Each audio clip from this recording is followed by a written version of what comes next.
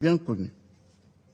Dans une note que j'ai ici et que j'aimerais donner à qui veut la voir, donc intitulée « Note à Monsieur le représentant spécial du secrétaire général des Nations Unies, chef de la MONUSCO », rédigée par Monsieur Kalev Mutonde, qui était l'administrateur général de l'ANR, l'Agence nationale de renseignement. Donc, transmission de la liste de commandants assimilés et hommes de troupes du M23 non éligibles à l'intégration au sein des FARDC. Donc, on dit ici que nos services se font l'impérieux devoir de vous transmettre la liste de 78 commandants assimilés et hommes de troupes du M23 sur un total exprimé à plus de 1700 personnes non éligibles à l'intégration au sein de FARDC, élaboré à la demande du ministre ougandais de la Défense, le docteur Crispus Kiyonga, à l'issue des séances de travail qu'il a présidées avec une délégation de M23 le 11 et 12 septembre 2013 à Mbarara, en Ouganda. Qu'est-ce que ce rapport nous renseigne? 78 commandants, les plus gradés, des généraux, de colonels, de lieutenants-colonels et de majors. Sur les 78, il n'y a qu'un seul capitaine. Tous les autres sont des officiers supérieurs. Aucun d'eux n'est congolais. Ils sont tous des Rwandais. Qui ont été enrôlés dans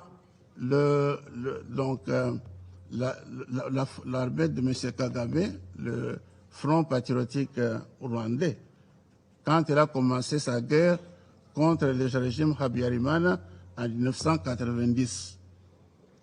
Après avoir pris Kigali et le Rwanda, ils sont entrés dans le RCD Goma, Rassemblement congolais pour la démocratie.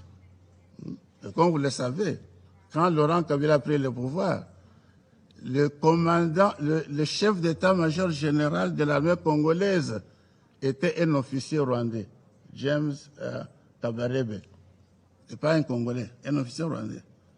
Son adjoint, Dan Monyusa, également rwandais.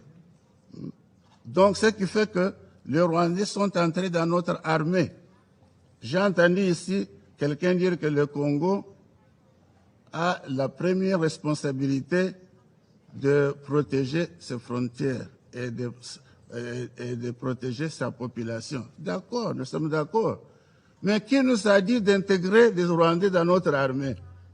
Cette même communauté internationale. Chaque fois qu'il y a une petite rébellion, on dit « Ah, il faut négocier ». Et puis en négociant, vous devez inclure les gens dans l'armée.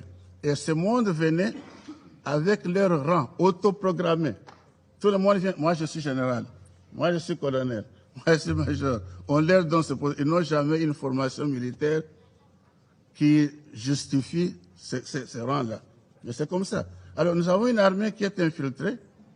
Comment voulez-vous que cette armée soit capable de vraiment protéger la population? Parce que c'est une armée qui travaille non seulement pour notre pays, mais il y a des éléments qui sont là, travaillant pour l'autre côté. Voilà donc le problème qui est très important et qu'on doit analyser et qu'on doit adresser. Dans une note, donc je parlais de note de Kalev Mutonde, de l'agence de renseignement. Cette note est disponible. Si vous voulez la voir, je ne suis que très heureux de vous le donner. Donc,